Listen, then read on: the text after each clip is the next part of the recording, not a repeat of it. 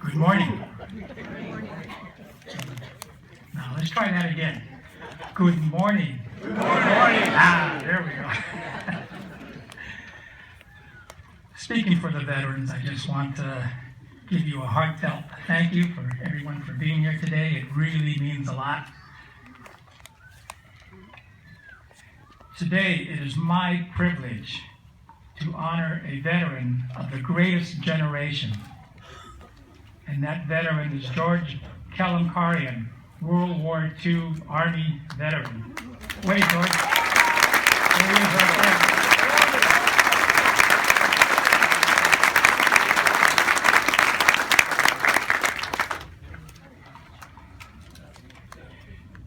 George Kalamkarian was born in Philadelphia, Pennsylvania in March 1926.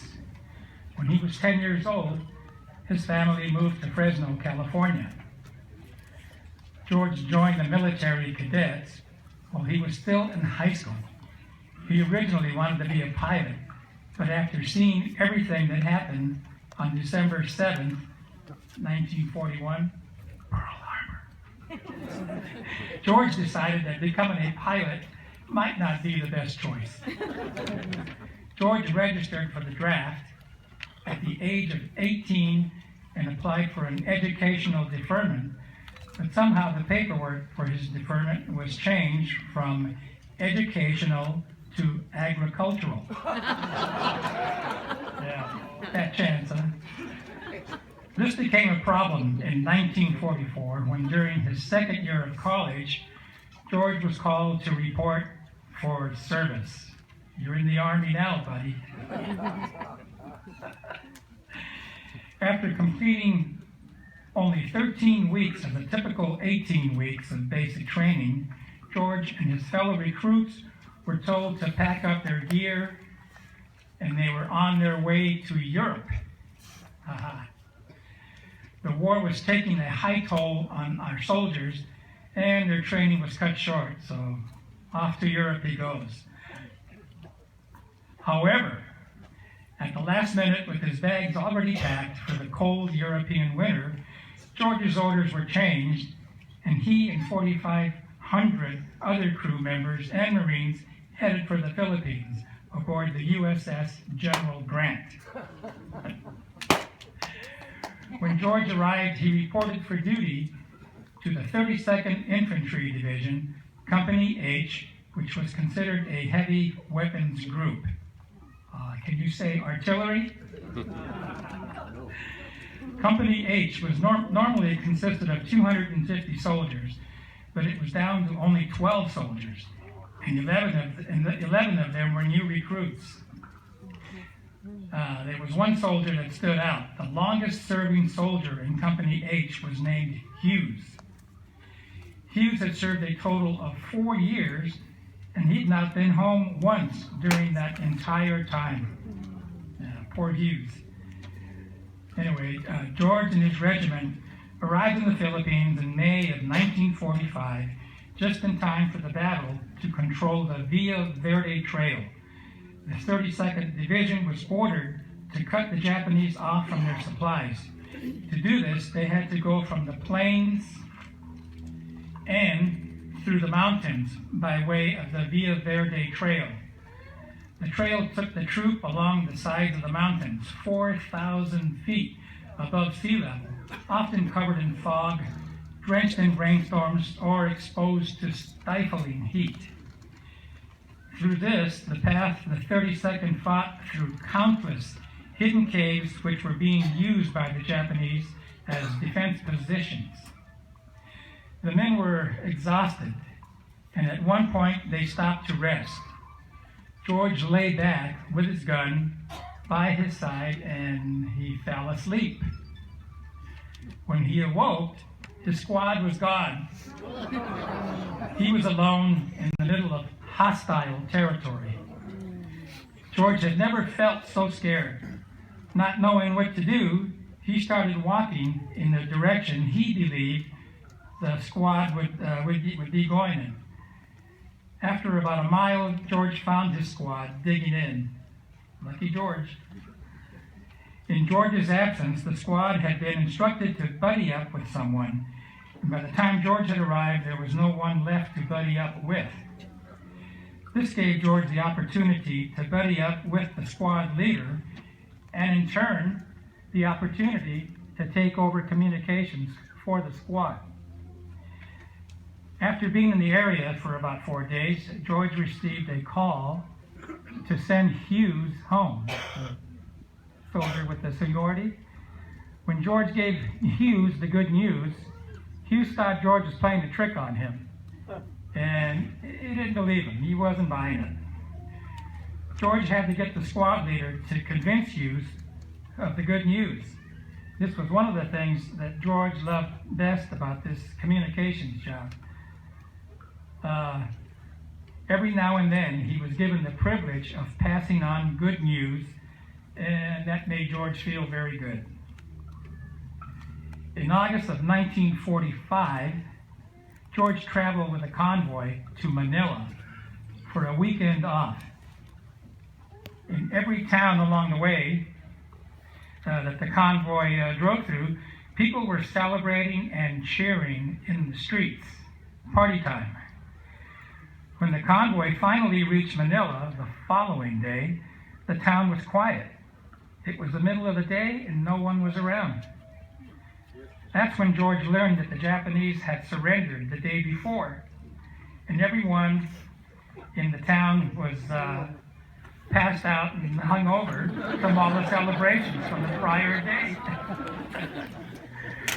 George and the convoy turned around and they went back to camp. But when they arrived back at camp, everyone there was also passed out and hung over. They were celebrating from the 2 days before that. The war was over, and George missed all the celebrating. When George returned to the States in 1946, the Army decided it was time for him to complete his last 5 weeks of basic training.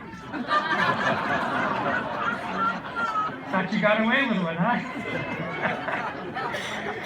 George continued his military career, attained the rank of sergeant, and was honorably discharged in November of 1947. When he returned back to Fresno, California, George finished his Bachelor of Science degree in physics at Fresno State College. George took a civil service exam, and he was hired as a GS-5 at Point Mugu Missile Test Center, working as a scientist in the Instrumentation Laboratory Components Test Department. Fast forward to 1954, George started working for Rocketdyne. And a few years later, he was asked to relocate to Missouri. Well, George had to sell his house in Canoga Park fast. So he put up a sign, "For sale by owner." A couple of days after the sign went up, George heard a knock on the door. And there was an attractive young girl there, and she said, "Hi, my name is Bernice. I'm your realtor. I'd like the opportunity to sell your house." George and Bernice had a lot in common. Bernice was an Army veteran, First Lieutenant WAC nurse from World War II, and she was also a member of our DAB Chapter 55 here in Simi Valley. At first, George thought it was a little strange that Bernice kept coming over late in the evening to update George on the state of his house. George would ask her in, and they would sit and talk. They spent that Thanksgiving together, and when it came time to sign the final documents on the sale of his home, George asked Bernice if she wanted to go to Missouri with him. Boy, she agreed, and they were married 4 months later. Isn't that sweet? Fast forward to 1968. George and Bernice returned to sunny California, where they settled in Simi Valley along with their 6 children. 6 children. George retired from working at Rocketdyne after 32 years, and is now the proud grandfather of 15 grandchildren. 15 grandchildren.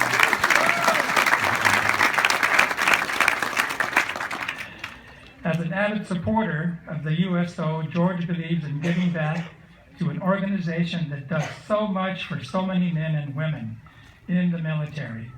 Some of George's best memories while in the military were the time spent with the USO. George also supports the Salvation Army, and from my experience, George was our former adjutant and treasurer for the Disabled American Veterans from the year 2000 to 2012.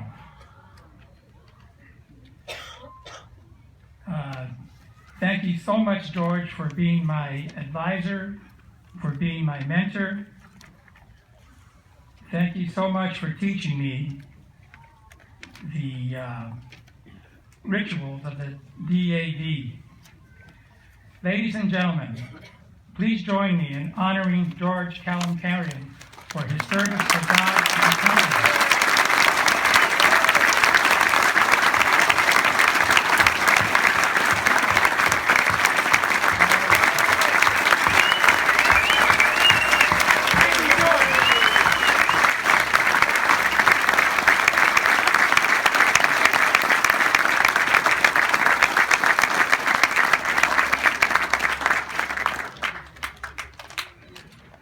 Thank you, John, and thank you, George.